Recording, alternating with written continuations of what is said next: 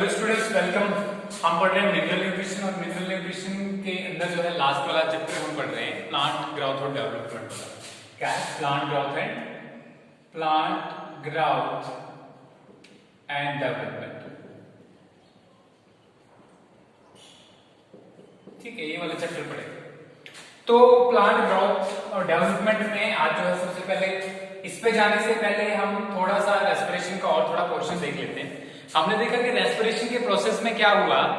Respiration में जो food था उसका ब्रेकडाउन हुआ और फूड के ब्रेकडाउन के बाद हमें क्या मिला। फूड के ब्रेकडाउन के बाद जो है एनर्जी मिली हमें एटीपी की फॉर्म में, जिसको सेल्स जो है यूटिलाइज करते हैं, बॉडी के सेल्स।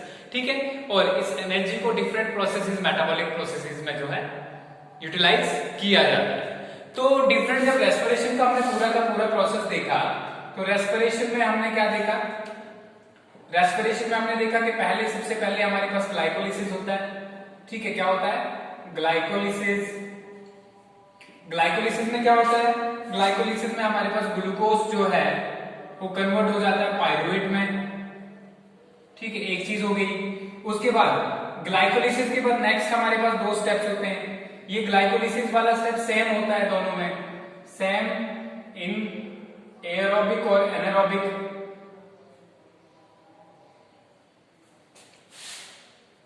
एरोबिक और एनएरोबिक। ठीक है, दोनों के लिए सेम होता है क्या? ग्लाइकोलिसिस। ग्लाइकोलिसिस के बाद जो है एरोबिक और एनारोबिक अलग से होती है। एरोबिक में क्या होता है? एरोबिक में हमारे पास जो होता है पायरुवेट बन जाता है। यहाँ पर पायरुवेट से क्या बनता है हमारे पास?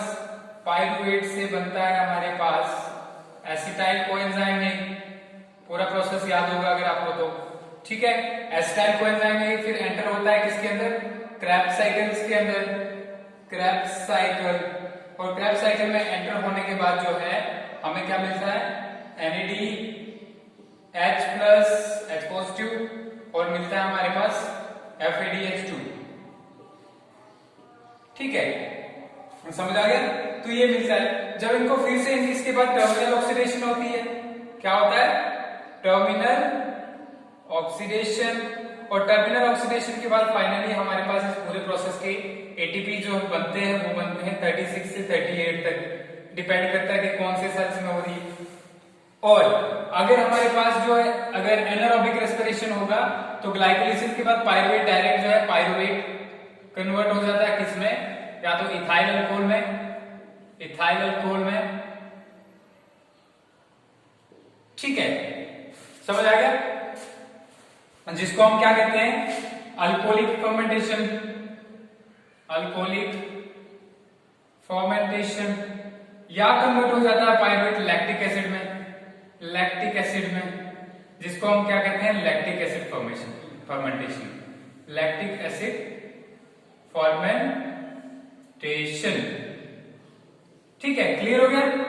तो ये सारी चीजें हो गई हमारे पास। अब हम देखते हैं,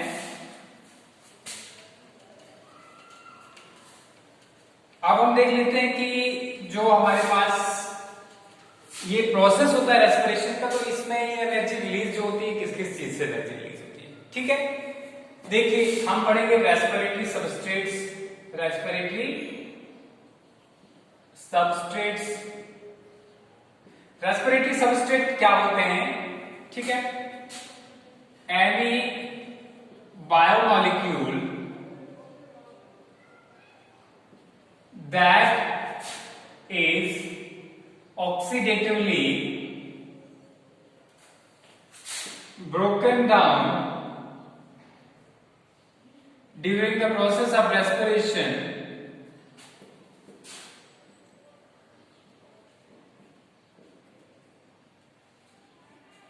to release energy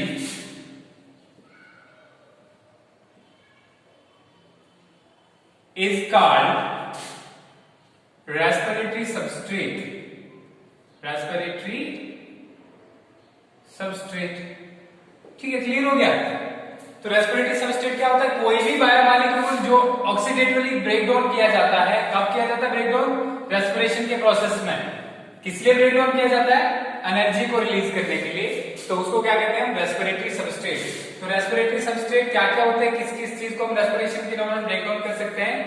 कार्बोहाइड्रेट्स हो सकते हैं, कार्बोहाइड्रेट्स, ठीक है। जैसे ग्लूकोज की हम ग्लाइकोलाइसिस पढ़े तो उसमें क्या ब्रेक डाउन हो रहा था, ग्लूकोज, तो ग्लूकोज क्या है, कार्बोहाइड्रेट है।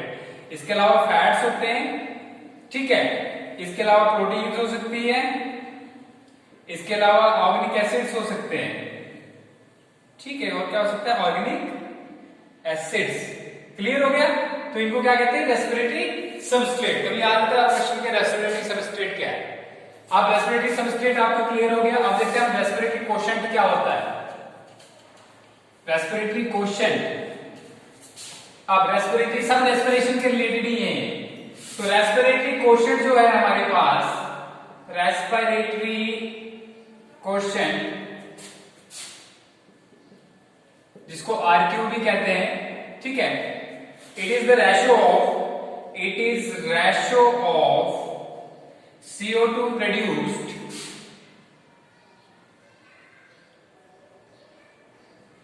produced to O2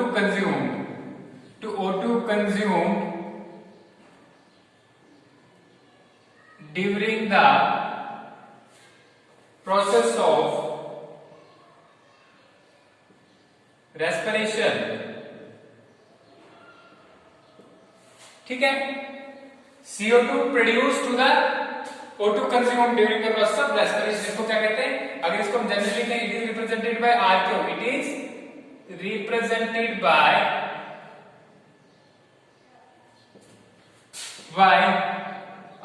RQ से रिप्रेजेंट करते हैं। तो RQ किसके बराबर होता है, amount of CO2 produced upon amount of O2 consumed, ठीक है। अब ये रेस्पिरेटरी कोशेंट जो होता है वो डिफरेंट सब्सटेंसेस के लिए अलग अलग होता है। कैसे अलग अलग होता है, जैसे करके अगर हम बात कर लें, किसकी बात करेंगे, क्योंकि हमने रेस्पिरेशन पढ़ी ग्लूकोज की, तो हम ग्लूकोज का देख लेते हैं पहले, ठीक है। ग्लूकोज का फॉर्मूला क्या है, C6H12O6, ठीक है। रेस्पिरेशन के दौरान जब O2 की प्रेजेंस में जब ये टूटता है, 6O2 यूज होता है, तो क्या मिलता है हमें, 6CO2 प्लस 6H2O, ठीक है। अब RQ का फॉर्मूला क्या है हमारे पास, ठीक है, CO2 produced upon O2 consumed, ठीक है। अब यहां पे CO2 प्रोड्यूस कितना था, 6CO2 प्रोड्यूस हुआ हमारे पास, O2 कितना कंज्यूम हुआ, 6O2, तो 6 ये आ गया 1, तो इसका रेस्पिरेटरी कोशेंट किसके बराबर आएगा, 1, ठीक है। तो अगर हम सारे के सारे कार्बोहाइड्रेट्स को देखें तो सारे के सारे कार्बोहाइड्रेट्स का रेस्पिरेटरी कोशेंट किसके बराबर आता है, 1 के बराबर।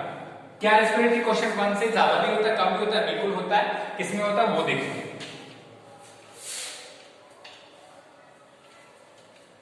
सबसे पहले हमारे पास आ गया respiratory quotient, respiratory quotient of carbohydrates, carbohydrates is always 1, ठीक है। फॉर एग्जाम्पल दे दी हमने ग्लूकोज की, glucose has 6CO2 upon 6O2 is equal to 1, ठीक है, ये हो गया। अब हमारे पास रेस्पिरेटरी सबस्ट्रेट की अगर बात करें हम, रेस्पिरेटरी सबस्ट्रेट, ठीक है, determine द रेस्पिरेटरी कोशेंट। ये हम इसके कैरेक्टरिस्टिक्स को देखें कि रेस्पिरेटरी सबस्ट्रेट जो है वो डिटरमाइन करता है किसका, रेस्पिरेटरी कोशेंट को, ठीक है। जैसे अगर हम बात करें, किसकी बात करते हैं, बात करते हैं हम ट्राइपरमिटिन की, ठीक है, फैट्स की बात करते हैं, ठीक है। फैट्स की अगर हम बात करें तो fats have respiratory quotient less than 1, ठीक है, या लेस देन यूनिटी का मतलब 1 है, तो ये लेस देन यूनिटी पे बोल सकते हैं। फॉर एग्जाम्पल ट्राइपरमिटिन,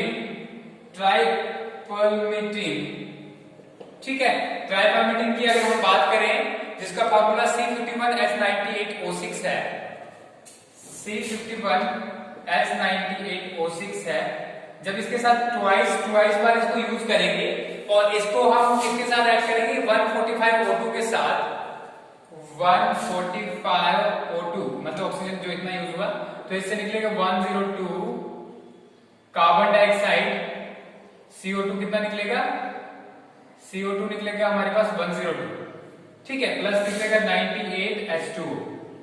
तो कितना निकला हमारे पास रेस्पिरेटरी क्वोशिएंट, इस परमिटिंग की बात करें तो 145, ठीक है 145 सॉरी नहीं 102 अपॉन 145, ठीक है, इज इक्वल टू 0.7। तो कितना रेस्पिरेटरी क्वोशिएंट आया इस फैट का 0.7। तो फैट्स के केस में कितना होता है, लेस होता है। तो प्रोटीन्स की अगर बात करें तो प्रोटीन्स का किसके पास होता है, proteins have respiratory quotient less than 1, it is usually equal to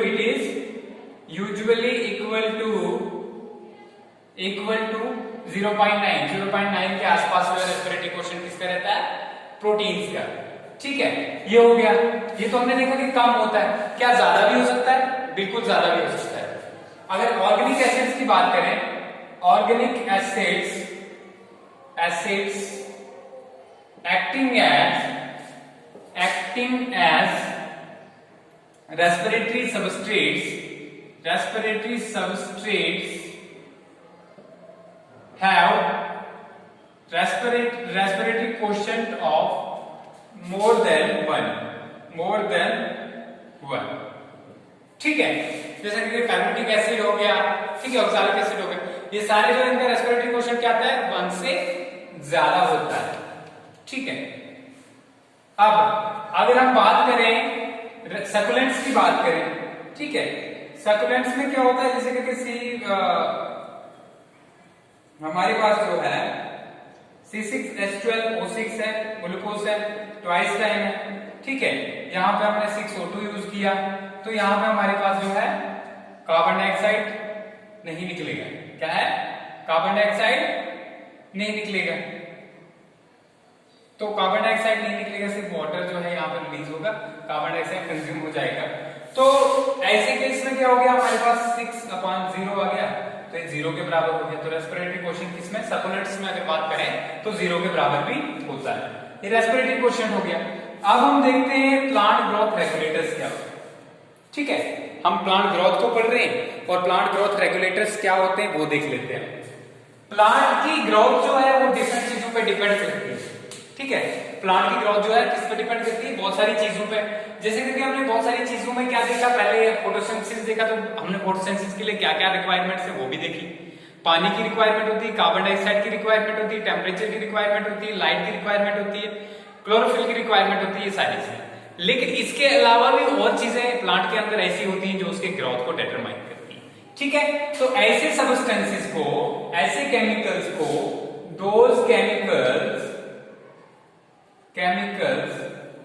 which act in small amount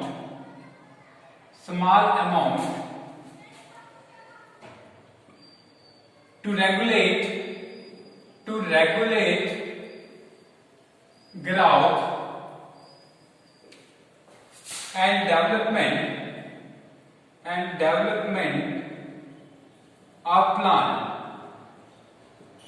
are called, क्या कहते हैं उनको, प्लांट ग्रोथ रेगुलेटर्स, ठीक है, PGR। समझ आ गया। तो ऐसे केमिकल जो स्मॉल अमाउंट में ऐड करते हैं तो उसके बाद क्या होता है, प्लांट की ग्रोथ को रेगुलेट करते हैं, उनको क्या कहते हैं, प्लांट ग्रोथ रेगुलेटर्स कहते हैं, ठीक है। क्लियर हो गए प्लांट ग्रोथ रेगुलेटर्स क्या होते हैं। अब हम देखते हैं कि प्लांट ग्रोथ रेगुलेटर के बाद हम देखते हैं कि किस किस टाइप के होते हैं। प्लांट ग्रोथ रेगुलेटर्स में क्या क्या आते हैं वो देखते हैं पहले। प्लांट ग्रोथ रेगुलेटर्स में डिफरेंट चीजें आती हैं, जैसे कि इंडोल कंपाउंड्स आते हैं, इंडोल कंपाउंड्स, ठीक है, जिसमें इंडोल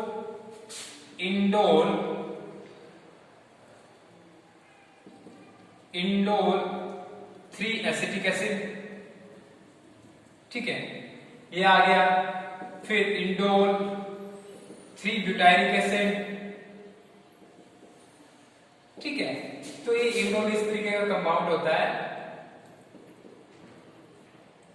ठीक है, यहाँ पे जो है एसिटिक एसिड हो गया CH3COOH। ठीक है, इसी तरह का CH3CH2CH2OH होगा। ठीक है, COH। तो ये आगे क्या, ब्यूटाइलिक एसिड, एसिटिक एसिड आ गया, ब्यूटाइलिक एसिड आ गया। तो ये इंडोल कंपाउंड्स जो है ये क्या है, ये भी प्लांट ग्रोथ रेगुलेटर्स हैं। इनके काम क्या होते हैं वो अलग देखते हैं हम, पहले रखो याद के हैं क्या क्या। एक आ गया, उसके बाद आ गया हमारे पास जो है, उसके बाद जो है कुछ गैसियस कंपाउंड्स हैं, गैसियस कंपाउंड्स, जैसे कि कौन सी गैस है हमारे पास, इथाइलिन है। ठीक है, इसके अलावा कुछ कैरोटीनाइड, कैरोटीनाइड आपको पता है क्या है, कैरोटीनॉइड्स, कैरोटीनॉइड डेरिवेटिव्स हैं, डेरिवेटिव्स हैं। कैरोटीनॉइड पिगमेंट्स होते हैं। ठीक है, जिस पिगमेंट्स को फोटोसिंथेसिस के टाइम पे पढ़ चुके हैं, तो कैरोटीनॉइड्स डेरिवेटिव्स होते हैं, जैसे कि एब्सिसिक एसिड होता है हमारे पास, ABA लिखते हैं इसको, ये भी डिफरेंट होते हैं, ABA1 ABA2 लिखते हैं। ठीक है, समझ आ गई, एब्सिसिक एसिड 1 एब्सिसिक एसिड 2 वगैरह। तो इसके अलावा और भी हमारे पास होते हैं, जैसे कि जियाटिन हो गया। ठीक है, जियाटिन हो गया, फिर इसके आ गया है हम जो है, ये सारे कंपाउंड्स जो है ये क्या होते हैं, ये प्लांट ग्रोथ रेगुलेटर, ये प्लांट की ग्रोथ को रेगुलेट करते हैं। तो इनको हम जनरली जब पढ़ते हैं, इनको दो ग्रुप्स में पढ़ते हैं। कितने ग्रुप्स में पढ़ते हैं, 2 groups. They are generally divided into 2 groups. कौन कौन से, पहले है ग्रोथ प्रोमोटिंग, ग्रोथ प्रोमोटिंग, और दूसरे हैं ग्रोथ इनहिबिटिंग, ग्रोथ इनहिबिटिंग। अब plant growth regulator PGR, PGR लिखेंगे इनको हम। प्लांट ग्रोथ रेगुलेटर का क्या मतलब है, जो ग्रोथ को रेगुलेट करे। ठीक है, उसको डिटरमाइन करे, उसको बढ़ाए या घटाए। तो यहाँ प्रोमोटर्स में क्या मतलब है कि वो प्रमोट करते हैं, ग्रोथ को बढ़ाते हैं। इसमें प्रोमोटर्स में क्या क्या आता है, सबसे पहले ऑक्सिन्स आते हैं। ठीक है, जो इंडोल एसिटिक एसिड वगैरह हम पढ़ रहे थे, ऑक्सिन्स आ गए, जिबरलिन्स आ गए, जिबरलिन्स आ गए। ठीक है, साइटोकाइनिन्स आ गए। ये क्या है, ये प्लांट ग्रोथ रेगुलेटर्स हैं, प्रमोटर्स हैं। अब इनहिबिटर्स में दो चीजें आती हैं, एक एब्सिसिक एसिड आ गया और एक इथाइलिन, जो गैस हमने पढ़ी थी, गैसेस। ठीक है, तो ये सारे जो है क्या है, डिफरेंट रेगुलेटर्स। और अब प्रमोटिंग वालों का काम क्या है, इनका काम है cell division, cell division, cell elongation, elongation, cell का लंबा होना, सेल का डिवाइड होना। ठीक है, फोटोपीरियोडिज्म या ट्रोपिज्म लिखेंगे सिंपली हम, ट्रोपिज्म। ट्रोपिज्म 10th में पढ़ चुके हो, अब क्या होता है। ठीक है, प्लांट्स जो है डिफरेंट जियोट्रॉपिक मूवमेंट्स क्या थे, फोटोट्रॉपिक मूवमेंट्स क्या थे, थिग्मोट्रॉपिक। ठीक है, तो वो ट्रोपिज्म भी इस पे डिपेंड करता है, प्रमोटर्स पे। ठीक है, इसके अलावा हमारे पास सेल डिवीजन भी हो गया, सेल इलॉन्गेशन भी हो गया। ठीक है, फिर इसके अलावा इंड्यूसिंग फ्लावरिंग। ठीक है, फ्लावरिंग को इंड्यूस करना। और इनका काम क्या है, एब्सिसिक एसिड और इथाइलिन का, इनका डोरमेंसी है। ठीक है, और दूसरा एब्सिजन है, देखेंगे होता क्या है बाद में। तो ये जो है, ये क्या है, ये सारा जो है इनके फंक्शंस हैं, किनके, प्लांट ग्रोथ रेगुलेटर्स के और प्लांट ग्रोथ इनहिबिटर्स के, दो जो चीजें हैं। अब इन सबको हम अलग से पढ़ेंगे। यहां तक कितना हो गया, प्लांट ग्रोथ रेगुलेटर्स में क्या क्या आ गया, दो चीजें आ गई, ग्रोथ प्रमोटिंग सब्सटेंसेस और growth inhibiting substances. Growth promoting substances में auxin, gibberellin, cytokinins. Growth inhibiting substance में क्या आ गया, इथाइलिन और एब्सिसिक एसिड। अब हम देख लेते हैं इनको एक एक करके। ठीक है, जो प्रमोटिंग सब्सटेंस, इनको सिंपली हम प्लांट हार्मोन्स भी कहते हैं। क्या कहते हैं, प्लांट हार्मोन्स भी कहते हैं। ठीक है, फाइटोक्रोम भी कहते हैं। ठीक है, अब जो देखो हमारे पास जो यहां पे, सॉरी, फाइटोक्रोम जो है पिगमेंट्स को कहा जाता है, इनको प्लांट हार्मोन्स नहीं कहेंगे या प्लांट ग्रोथ रेगुलेटर्स कहेंगे। तो सबसे पहले हम ऑक्सिन की बात करते हैं। सब चीजों की, जितने भी हार्मोन्स हैं, उन सब की डिस्कवरी जो है एक्सीडेंटली हुई। जैसे ऑक्सिन की डिस्कवरी कैसे हुई, आपने सुना होगा चार्ल्स डार्विन को, चार्ल्स डार्विन और फ्रांसिस डार्विन, चार्ल्स डार्विन का सन था। इन्होंने क्या देखा कि यहाँ पे कैनरी ग्रास होता है। ठीक है, कैनरी ग्रास जो है उसकी कोलेप्टाइल मतलब उसकी जो टिप थी, उन्होंने देखा कि वो लाइट की तरफ बेंड कर रही है। क्या कर रही? लाइट की तरफ बेंड कर रही है। तो उन्होंने सोचा कि लाइट की तरफ क्यों बेंड कर रही है, ठीक है। फिर उन्होंने क्या काम किया, जब उन्होंने देखा कि अब इसको कवर कर दिया जाता है किसी पेपर वगैरह से, तो कवर करने के बाद जो ब्लैक पेपर से कवर करने के बाद जो ये ट्रॉपिक मोमेंट शो नहीं करती, मतलब ये लाइट की तरफ नहीं जाती, ठीक है। तो बाद में ये डिस्कवर हुआ, किसने किया? एफडब्ल्यू वेंट जो था उसने डिस्कवर किया कि ये जो चीज है जिसकी वजह से बेंड होता है उसको क्या कहते हैं? ऑक्सीजन कहते हैं। तो इस तरह ऑक्सीजन की डिस्कवरी, ठीक है, क्या कहते हैं? ऑक्सीजन। और सबसे पहले अगर हम बात करें कि ऑक्सीजन को कहां से जो है निकाला गया था, तो ह्यूमन जो है हमारे पास, ह्यूमन यूरिन जो है, ठीक है, ह्यूमन यूरिन सैंपल से सबसे पहले जो ऑक्सीजन को निकाला गया, और वो क्या था? इंडोल 3 एसिटिक एसिड था, ठीक है, इंडोल 3 एसिटिक एसिड।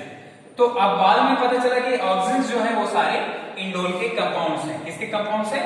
इंडोल। चाहे इंडोल 3 एसिटिक एसिड हो, चाहे इंडोल 3 ब्यूटारिक एसिड हो, ठीक है, इंडोल ब्यूटारिक एसिड हो, ये सारी चीजें जो है क्या, इंडोल के जितने भी डिफरेंट कंपाउंड्स हैं वो किसके एक्ट करते हैं? ऑक्सीजन के तौर पे काम करते हैं। ये तो हो गया ऑक्सीजन। अब इनके फंक्शंस देखते हैं, फंक्शन क्या होते हैं, ठीक है। पहला फंक्शन, पाए कहां जाते हैं? पहले पाने के देखते हैं कि होते कहां। नंबर 1 जो है ये पाए जाते हैं मेरिस्टेमेटिक जोन्स में, मेरिस्टेमेटिक जोन्स में, ठीक है, जैसे कि mostly apical meristem. Apical meristem भी पढ़ चुके हो, अब क्या होता है? एपिकल मेरिस्टम में पाए जाते हैं, ठीक है, ये हो गया। अब फंक्शन क्या है इनका? फंक्शन की अगर हम बात करें, पहला फंक्शन है ऑक्सीजन का, they induce root initiation in stem cuttings. जब आप कटिंग वाली कोई प्लांट लगाते हो, ठीक है, जैसे गुलाब वगैरह, उसको काट करके आप लगाते हो, दूसरी जगह उग जाता है।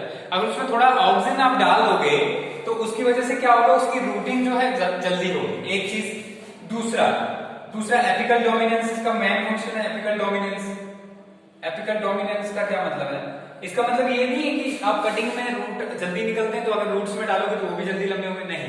अगर रूट्स में डालोगे, अगर आप प्लांट को एक एक्सपेरिमेंट किया गया कि जब छोटे छोटे जो रूट्स थे उनमें ऑक्सीजन डाला और उसके बाद 24 आवर्स के बाद देखा गया तो वो रूट बढ़े नहीं, जबकि दूसरे नॉर्मल कंडीशन में जो रूट थे वो बढ़ गए। तो उन्होंने क्या बोला कि ऐसे जो इनहिबिट करता है रूटिंग को, लेकिन अगर कटिंग की बात करें हम तो तब क्या करता है ऑक्सीजन? ये क्या करता है? रूट को इनिशिएट करने में हेल्प करता है। तो एपिकल डोमिनेंस क्या होता है?